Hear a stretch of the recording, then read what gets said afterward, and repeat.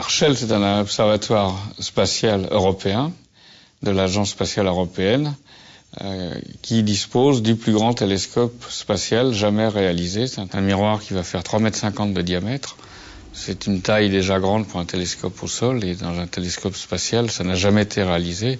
Même le télescope Hubble, qui était la référence jusqu'à présent, fait un diamètre de 2,50 m. C'est-à-dire, en termes de surface, on gagne un facteur 4 par rapport à Hubble avec Herschel.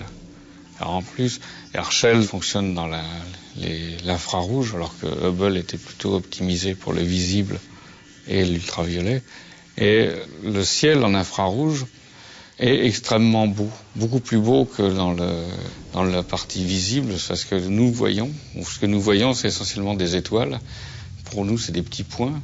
Et quand vous regardez en infrarouge, ce que l'on voit, c'est ce qu'il y a entre les étoiles. Et ce qu'il y a entre les étoiles, c'est extrêmement curieux.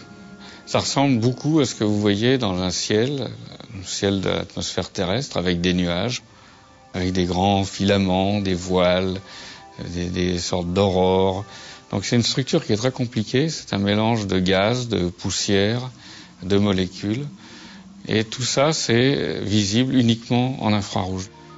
Ce milieu est extrêmement important puisque c'est en fait celui qui sert un peu de moteur à l'évolution des objets. C'est à partir de ce gaz entre les étoiles que se forment les futures générations d'étoiles.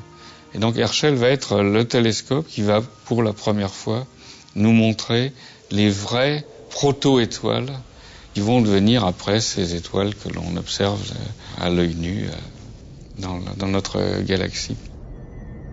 Donc cette étape est cruciale pour comprendre comment on passe d'un gaz à des étoiles.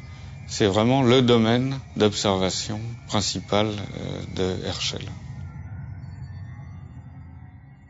La première phase du Herschel est maintenant terminée.